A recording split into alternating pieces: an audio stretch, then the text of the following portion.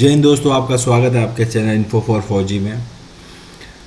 फौजी जो सर्विस कर रहे हैं आर्मी, नेवी, एयरफोर्स या CISF, CRPF, बहुत सारे पैरामिलिट्री फोर्सेस के हमारे पास अलग सेक्शंस हैं और डिफेंस पर्सनल्स हैं, और इनके बाद होता है एक्स सर्विसमैन। बट अभी देखिए, ये डिफेंस ही ऐसा फोर्स है जहाँ पे एक्स सर्विसमैन को पेंशन मिलता है, अदरवाइज़ बाकी कहीं भी पेंशन नाम की चीज़ नहीं है।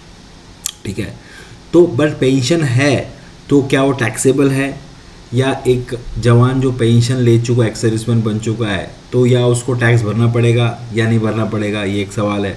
दूसरी बात है, वो ऑलरेडी पेंशन लेने के बाद 35, 36, 40 तक रिटायर हो जाता है, उसके बाद फिर जॉब पकड़ता है, वो सैलरी, वो पेंशन, वो सैलरी टैक्सेबल है या नहीं, या पेंशन जो आ रहा है टैक्सेबल है कि नहीं। ये चलो, ये सारी क्वेश्चंस होते हैं जो हमें समझना है कि हमें भरना चाहिए नहीं भरना चाहिए। तो ये वीडियो अंत तक देखिए, समझिए क्या है क्या नहीं है, ताकि आपको समझ में आए कि ये ज़रूरी है या नहीं है, और क्यों भरना चाहिए क्यों नहीं भरना चाहिए।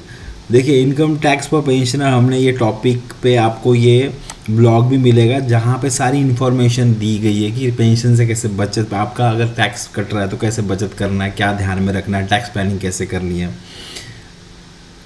अभी देखो, tax is made of different types of pension income. देखिए, गवर्नमेंट जो है, एक गवर्नमेंट का बंदा है, जैसे एक्स सर्विसमैन को पेंशन मिलती है, तो उसकी जो पेंशन आती है वो टैक्सेबल होता है, ये कभी भी ध्यान रखिएगा। जो उसकी सैलरी आ रही है वो टैक्सेबल होगी। आप बोलोगे तो फिर फॉर्म 16 कहाँ से मिलेगा? ये मिलेगा जहाँ पे आपका पेंशन अकाउंट है, जैसे आपका PNB में अक्सर होता है, या SBI में है, जो भी बैंक में है, आपको उधर से आप डाउनलोड कर सकते हो, या बैंक से भी आप ले सकते हो, जिससे आपको पता चलेगा साल भर में आपका कितना पेंशन बनता है, क्या वो टैक्सेबल हो रहा है कि नहीं। बट वो टैक्सेबल है, ठीक है, अगर वो लिमिट के ऊपर जाता है तो। हाँ, बट अगर सिर्फ आपका पेंशन है तो आपका कुछ टैक्स कटेगा नहीं।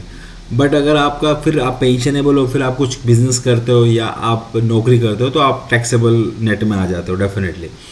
तो देखिए, यहाँ पे क्या होता है कि फैमिली पेंशन होता है। अगर आप कोई एक्स सर्विसमैन है, वो डेथ हो गया, तो उसकी वाइफ के नाम पे पेंशन होगा, तो वो भी टैक्सेबल होता है, फैमिली पेंशन जिसको बोला जाता है। पेंशन जो होता है वो पेंशन धारी को मिलता है जब वो रिटायर्ड होता है, वो टैक्सेबल नहीं होता है। उसके बारे में ज़्यादा डिस्कस नहीं करेंगे क्योंकि हमारा टॉपिक नहीं है आज का। तो फिर देखिए, अपने पेंशन कैसे, अब तो ऑब्वियसली आप बोलोगे यार मैं टैक्स से, मैं नौकरी कर रहा हूँ, समझ लो आपको 5 लाख 6 लाख रुपए की कंपनी से मिल रहे हो, और आपका टैक्स कहीं 2.5-3 लाख हो रहा है, तो आप पेंशन, आप टैक्सेबल में आते हो। तो आपको क्या करना चाहिए? 1.5 लाख का आप सीधा रिबेट ले सकते हो, जो कि 80C के तहत आता है, जिसमें कि आप जैसे इक्विटी लिंक्ड, जैसे SIP होता है, या सिस्टम इन्वेस्टमेंट प्लान बोला जाता है, म्यूचुअल फंड, वो उसके आप प्लान ले सकते हो, जिसमें ऑलरेडी मेंशन रहता है कि इक्विटी लिंक्ड सेविंग स्कीम है। अगर आप इसमें कटाते हो, 1.5 लाख कटा देते हो साल का, तो आपका पूरा, आपका 1.5 लाख का वो आपको रिबेट मिल सकता है। ये अगर आपको नहीं उसमें कटाना है तो आप PPF में कटा सकते हो, गवर्नमेंट बॉन्ड में, नेशनल सेविंग सर्टिफिकेट ले सकते हो। उसके बाद ATDDB होता है, ये अगर आपके डिपेंडेंट में किसी को कुछ मेजर इशू है, कैंसर, एड्स, न्यूरो, ये कुछ लिस्ट ऑफ डिजीज दिए गए, अगर वो है तो वो भी आपको छूट ले सकते हो। ATTTB के तहत छुटकारा मिल सकता है, अगर आप सुपर सीनियर सिटीजन हो तो आप उसका भी छुटकारा ले सकते हो।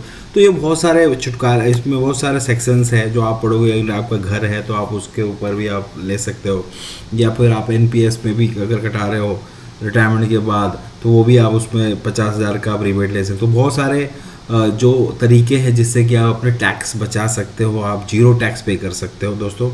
वो हम फिर कभी और डीप में डिस्कस किसी और वीडियो में। तो होपफुली आपको ये वीडियो पसंद आएगा तो लाइक कीजिए, सब्सक्राइब कीजिए, और अपने दोस्तों में भी शेयर कीजिए। दोस्तों, अपना ध्यान रखिए। जय हिंद।